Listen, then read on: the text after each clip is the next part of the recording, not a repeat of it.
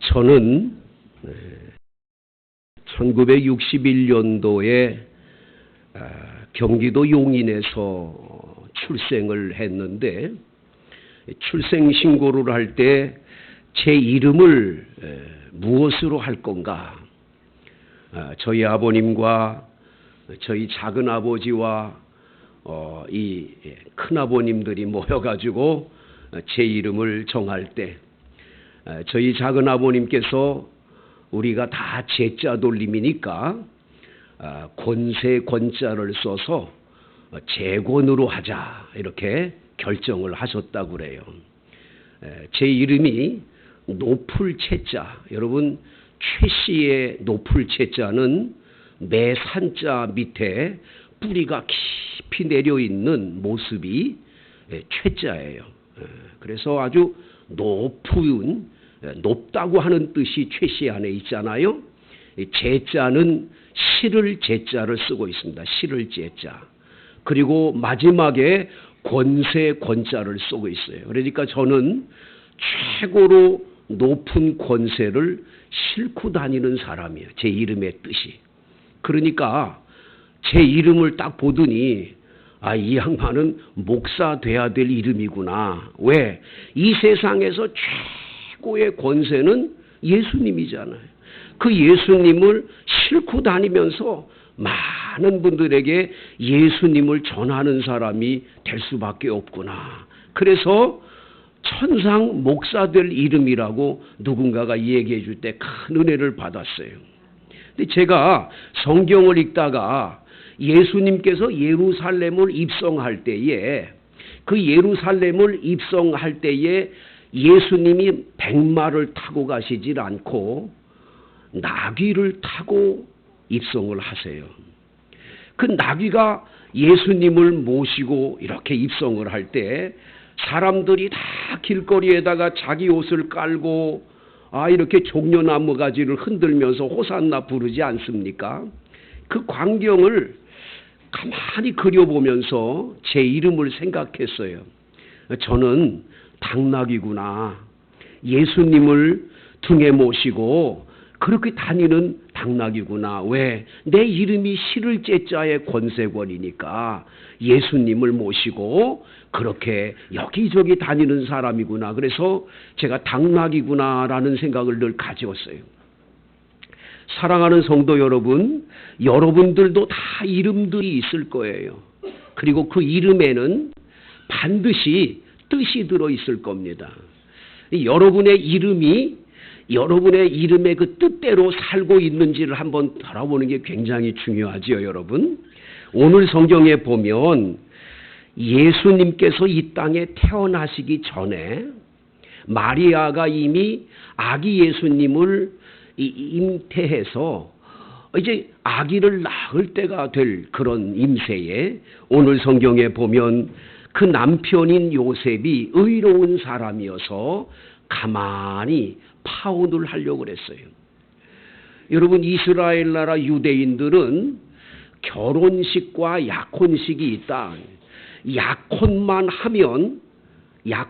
하면 둘이 신혼여행도 갔다 와도 되고 아기를 낳아도 문제가 없어요. 약혼한 게 곧 두 사람이 결혼한 것과 똑같은 거예요.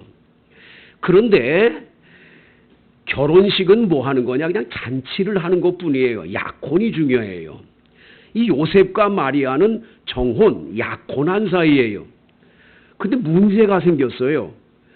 이 요셉이라는 남자는 그 정혼한 마리아하고 한 번도 잠을 자보거나 어떤 육체적인 교류를 가져본 적이 없어요. 그런데 내 아내 될 사람이 임신을 했단 말이에요. 이 굉장히 큰 일이죠.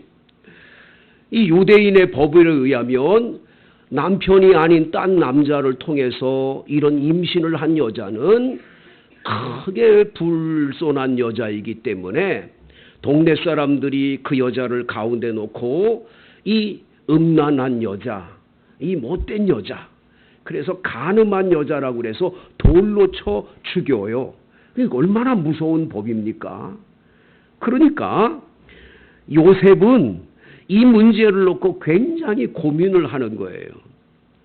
이게 어떡하나. 그런데 오늘 성경에는 우리가 읽질 않았지만 19절에 보면 그의 남편 요셉은 의로운 사람이에요. 의로운 사람. 이 의롭다라고 하는 건 고든 길, 옳은 길을 걷고 살아가는 사람임을 말하잖아요.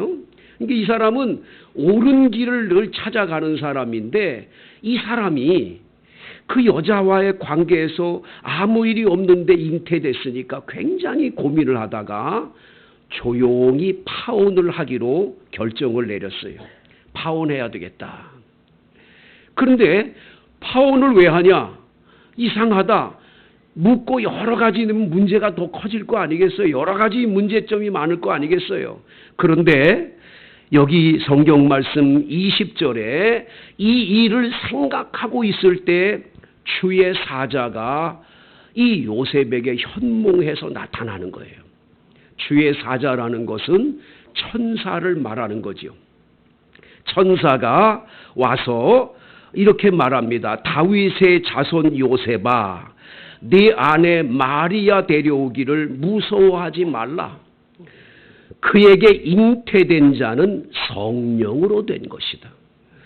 어떤 남자와의 마리아와의 관계에서 잉태된 게 아니라 성령, 하나님의 영에 의해서 이렇게 됐다라는 거예요. 성령에 의해서 처녀 마리아의 몸에 이렇게 아기가 잉태된 거라는 거예요. 그러면서 아예 이름까지 지어줍니다. 21절 아들을 낳으리니, 아들을 낳을 거라는 거예요. 여러분, 엄마들이 그 아기를 잉태하고 나면 내 아이의 성별이 굉장히 중요하잖아요. 딸이냐 아들이냐. 제가 우리 딸을 낳을 때 지금도 기억나는데 아이 산부인과 들어갔어요. 아내가 이제 제왕절개를 해서 아기를 낳게 되는데 응애응애하고 아기가 우니까 거기 5사람이 다 같이 아빠들이 앉아 있었거든요. 이렇게 앉아 있었는데 이 사람 한 사람은 담배를 계속 펴대고 한 사람은 왔다 갔다 하고 막 정신들이 없는 거예요. 이 부인들이 다 아기를 낳으러 들어갔으니까. 조용히 앉아서 저는 기도를 하고 있는데 응애응애하고 이 아기 소리가 들려요. 아기 낳았다. 누굴까? 이 5명 중에 1명이 이제 낳은 거예요. 그런데 딱 있더니 아무개 씨 보자. 그랬더니 제 아내 이름이 아니에요. 근데 그 남자가 있다가 갑자기 간호사한테 가서 우리 아들이죠. 아들 낳죠. 만세 아들이다. 그러고 막 떠드니까 간호사가 있다가 딸이에요. 그러니까 그냥 아주 그냥 실망이 돼가지고 말이요. 이 남자가 그냥 코가 축 빠져가지고 가더라고요.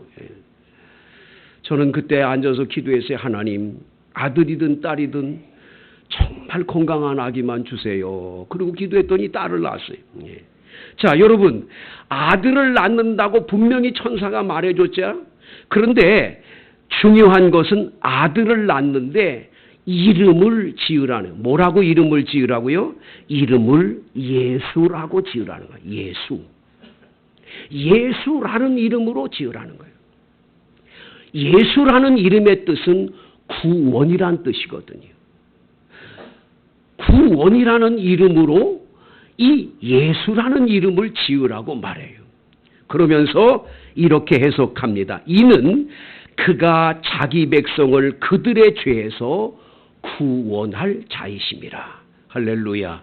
여러분, 여러분들과 저를 이 죄악에서 구원해 주실 구세주가 오신, 그래서 오늘 우리가 크리스마스를 왜 이렇게 좋아하냐? 왜 이렇게 즐겁고 기쁘냐? 모두가 왜 이렇게 다 행복하게 크리스마스를 맞이하냐? 우리를 죄에서 구원해 주시려고 하나님 되신 그분이 마리아의 몸을 통해서 이 땅에 오셨기 때문에 우리가 이렇게 기쁜 거예요. 우리는 그 예수로 말미암아 구원받게 된 줄로 믿습니다. 그래서 사도행전 16장을 보면 바울 사도가 빌립보에서 복음 전하다가 귀신 들린 여자를 고쳐줬는데 그 귀신이 저 많은 여자였거든요.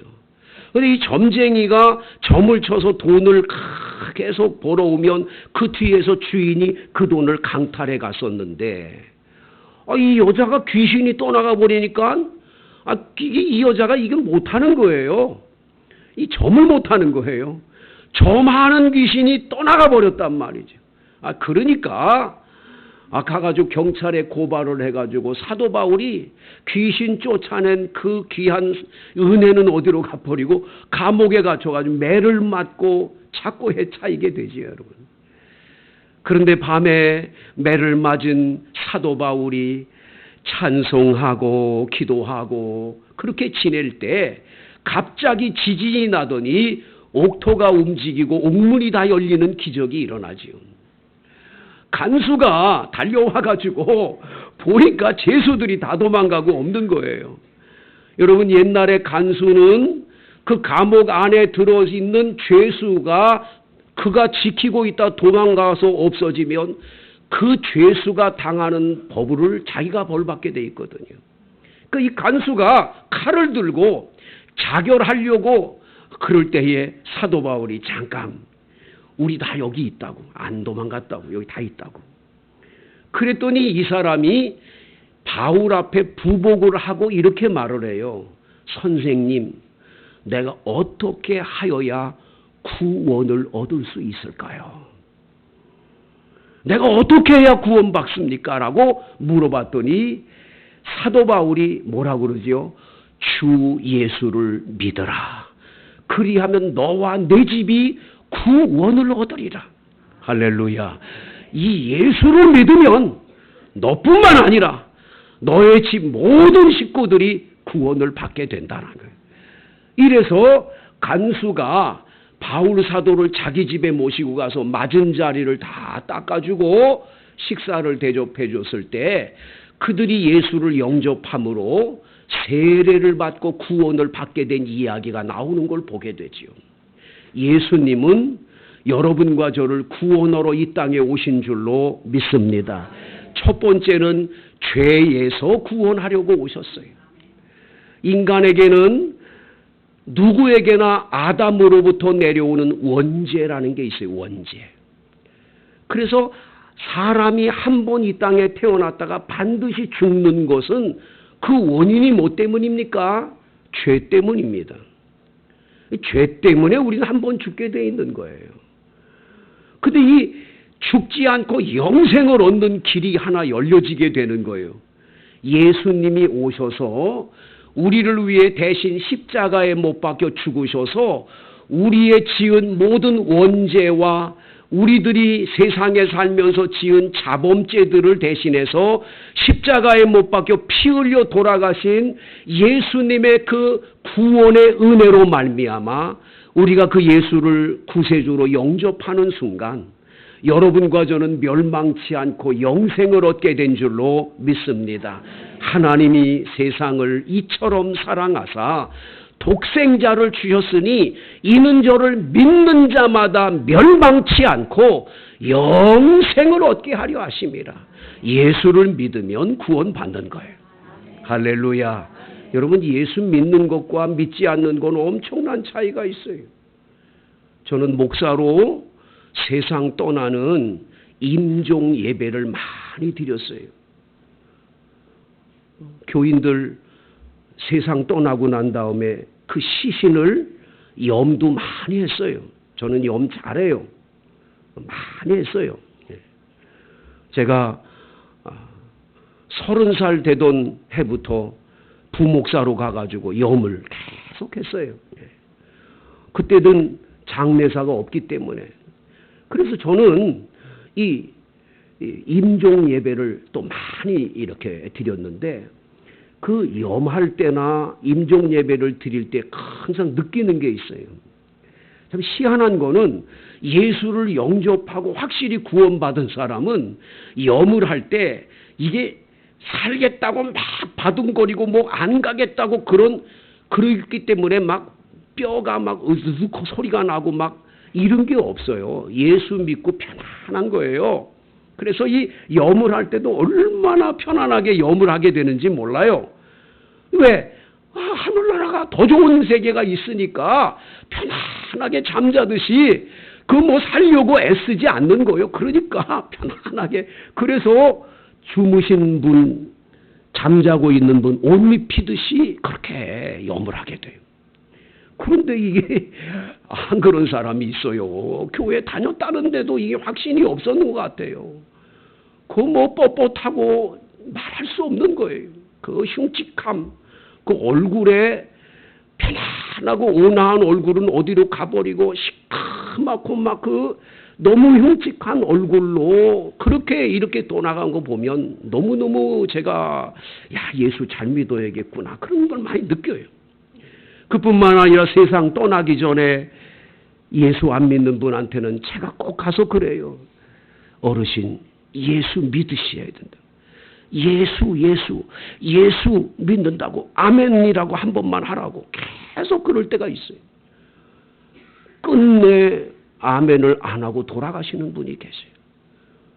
그럴 때마다 가슴이 많이 아프면서 또 한편으로는 주님 나는 어떻게 예수를 믿고 구원을 받을 수 있었는지 얼마나 고마운지 한편으로 너무 감사한 게가 있어요.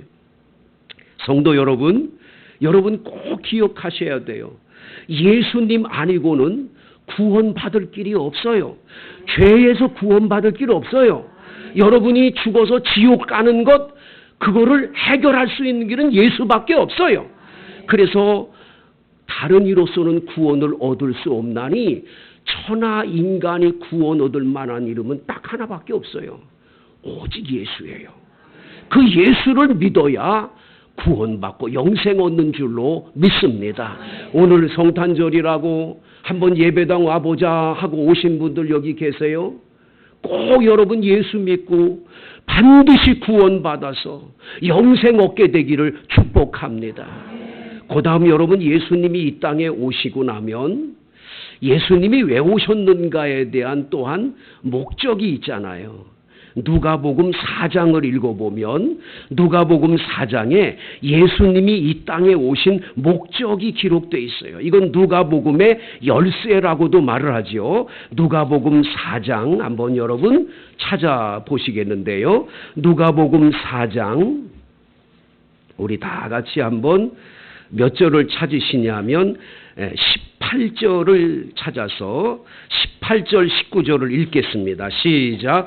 주의 성령이 내게 임하셨으니 이는 가난한 자에게 복음을 전하게 하시려고 내게 기름을 부으시고 나를 보내사 포로된 자에게 자유를 눈먼 자에게 다시 보게 함을 전파하며 눌린 자를 자유롭게 하고 주의 은혜를 전파하게 하려 하심이라 하였더라.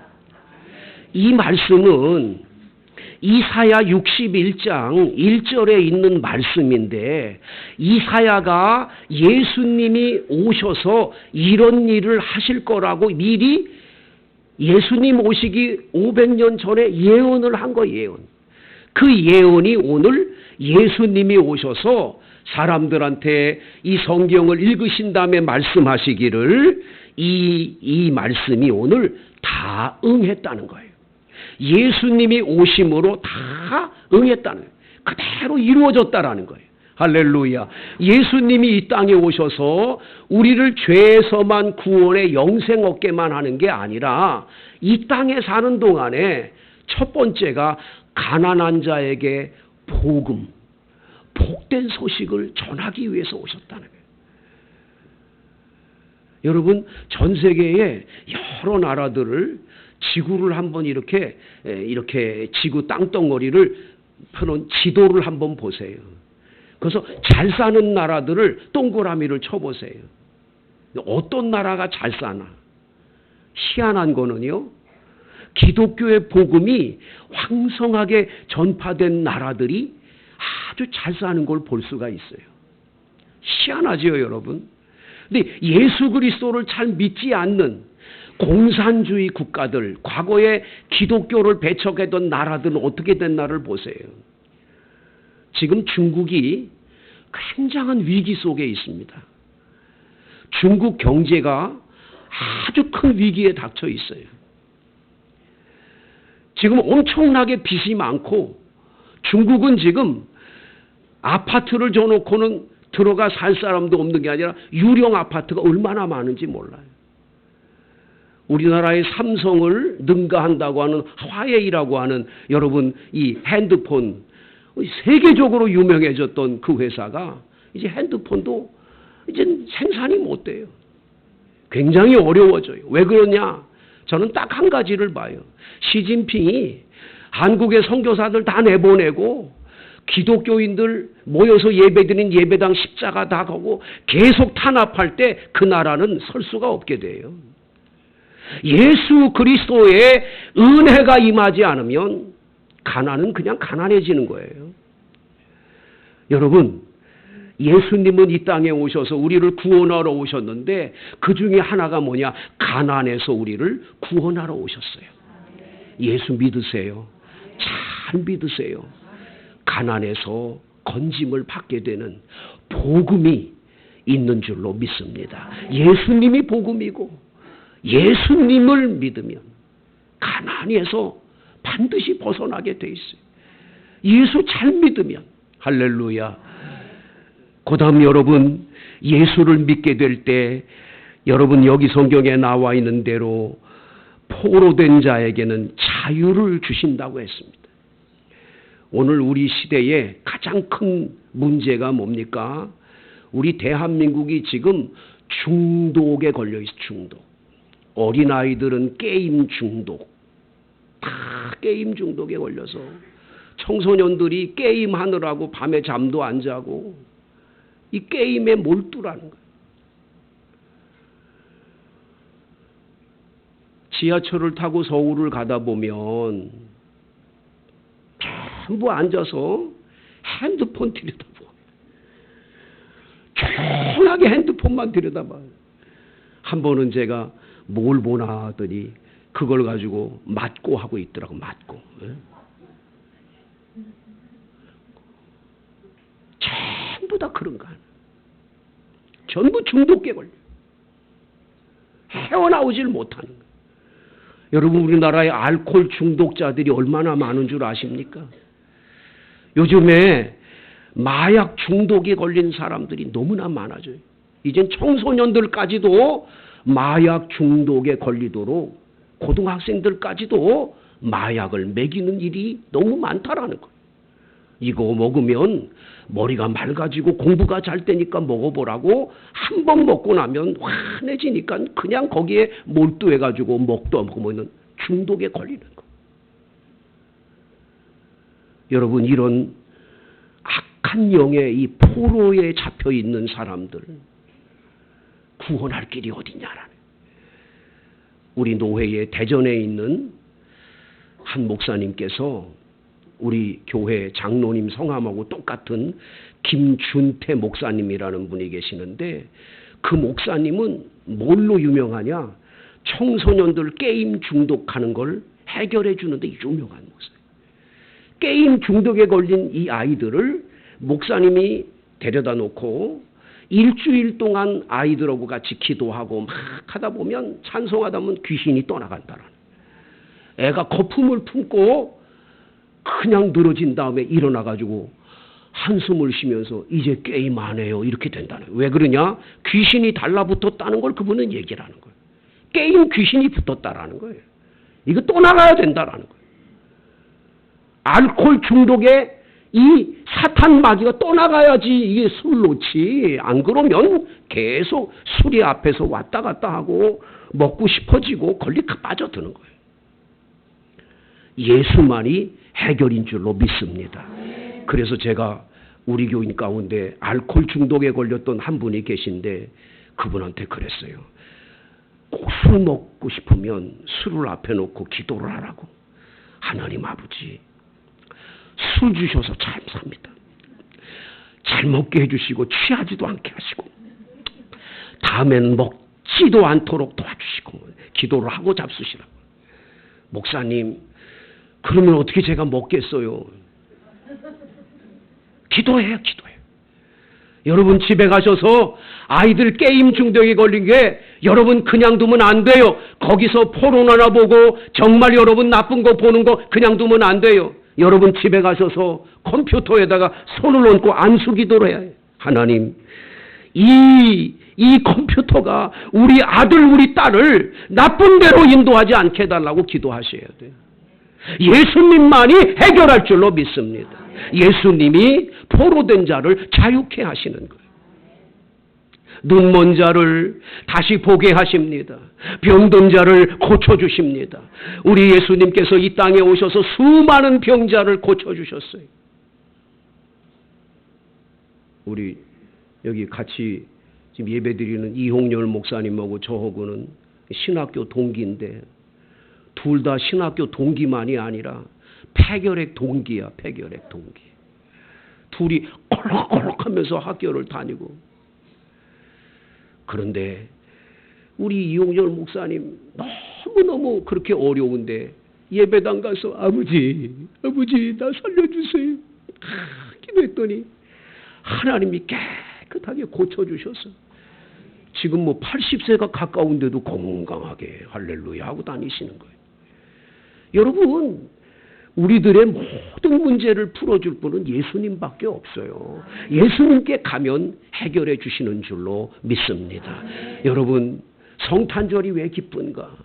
예수님이 이렇게 우리를 오셔서 구원해 주시기 때문에 기쁜 거예요. 이 구원자 되시는 예수님을 여러분 마음에 모시고 매일매일 그 주님과 함께 살면 여러분의 가정에